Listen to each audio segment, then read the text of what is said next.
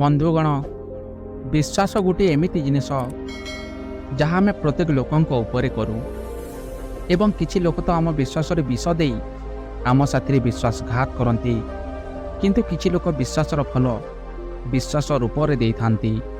ତ ଏହି କାହାଣୀରେ ଜାଣିବା କି କେମିତି ଲୋକଙ୍କ ଉପରେ ବିଶ୍ୱାସ କରିବା ଉଚିତ ଏବଂ କେମିତି ଲୋକଙ୍କ ଉପରେ ବିଶ୍ୱାସ ନ କରିବା ଉଚିତ। ତ ଚାଲ କାହାଣୀଟିକୁ ଶେଷ ପର୍ଯ୍ୟନ୍ତ ଶୁଣିବା।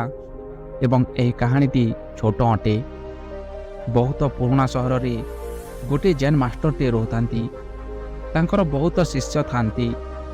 ସେ ଗୋଟିଏ ଆଶ୍ରମରେ ସବୁ ଶିଷ୍ୟଙ୍କୁ ଶିକ୍ଷା ଦେଉଥାନ୍ତି। ସେ ଶିଷ୍ୟମାନଙ୍କ ମଧ୍ୟରେ ଗୋଟିଏ ଏମିତି ଶିଷ୍ୟ ଥିଲା ଯିଏକି ମଦ୍ୟପାନ କରୁଥିଲା।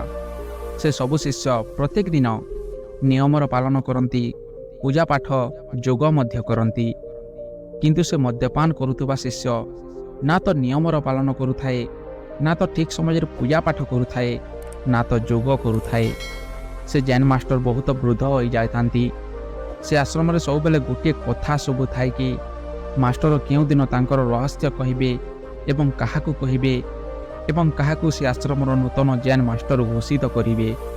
ସେହି ଆଶ୍ରମର ସବୁ ଶିଷ୍ୟଙ୍କୁ ବିଶ୍ୱାସ ଥିଲା କି ମାଷ୍ଟରଙ୍କ 3ଟି ବୁଦ୍ଧିମାନ ଶିଷ୍ୟଙ୍କ ମଧ୍ୟରୁ ଗୋଟିଏ ଶିଷ୍ୟ ଜେନ୍ ମାଷ୍ଟର ହେବ। କିନ୍ତୁ ମାଷ୍ଟର ମରିବା ପୂର୍ବରୁ ଗୋଟିଏ ଦିନ ସେ ମଦ୍ୟପାନ କରୁଥିବା ମଦୁଆ ଶିଷ୍ୟକୁ ଡାକିଲେ ଏବଂ ତାଙ୍କ ସବୁ ରହସ୍ୟ କହିଲେ ଆଉ ତାକୁ ସେ ଆଶ୍ରମର ନୂତନ ଜେନ୍ ମାଷ୍ଟର ବନାଇଦେଲେ ଏବଂ ତାଙ୍କ ଉତ୍ତରାଧିକାରୀ ମଧ୍ୟ ତାକୁ କରିଦେଲେ। ସେହି କଥା ସେ ଆଶ୍ରମର କାହାକୁ ବି ଠିକ୍ ଲାଗିଲା ନାହିଁ। ସେହି ସମାଜରେ ବାକି ଥିବା ଶିଷ୍ୟ ସେ କଥାର ବିରୋଧ କରିବାକୁ ଲାଗିଲେ। ଗୋଟିଏ ଶିଷ୍ୟ କ୍ରୋଧରେ କହିଲା, କେତେ ଦୁଃଖର କଥା, ଆମେ ଗୋଟିଏ ଖରାପ ମାଷ୍ଟର ପାଇଁ ଆମର ବହୁମୂଲ୍ୟ ସମୟକୁ ନଷ୍ଟ କରିଦେଲା। ଆମର ମାଷ୍ଟର ଆମ ବୋଲି ବୁଦ୍ଧିମାନ ଶିଷ୍ୟକୁ ମାଷ୍ଟର ନ କରି ଗୋଟିଏ ମଧୁଆ ଶିଷ୍ୟକୁ ତାଙ୍କ ଉତ୍ତରାଧିକାରୀ ବନାଇ ତାକୁ ମାଷ୍ଟର କରିଦେଲେ ଏବଂ ତାଙ୍କ ସବୁ ରହସ୍ୟ ତାକୁ କହିଦେଲେ। ସେହି କଥାକୁ ଶୁଣି ସେ ଜେନ୍ ମାଷ୍ଟର କହିଲେ, ଶିଷ୍ୟମାନେ, ମୁଁ ମୋର ରହସ୍ୟ ଖାଲି ତାକୁ କହିପାରିବି ଯାହାକୁ ମୁଁ ଅଧିକ ଜାଣିଥିବି। ତମେ ସବୁ ଶିଷ୍ୟ ବହୁତ ଗୁଣବାନ ଏବଂ ବୁଦ୍ଧିମାନ ଅଟ, କିନ୍ତୁ ତୁମେମାନେ ମୋ ଆଗରେ ଖାଲି ତୁମର ଭଲ ଗୁଣକୁ ଦେଖାଇ ଖରାପ ଗୁଣକୁ ଲୁଚାଇ ଦେଉଥିଲ। ତୁମ ଖରାପ ଗୁଣକୁ କେତେବେଳେ ବି ମୋ ଆଗକୁ ଆଣିଲ ନାହିଁ।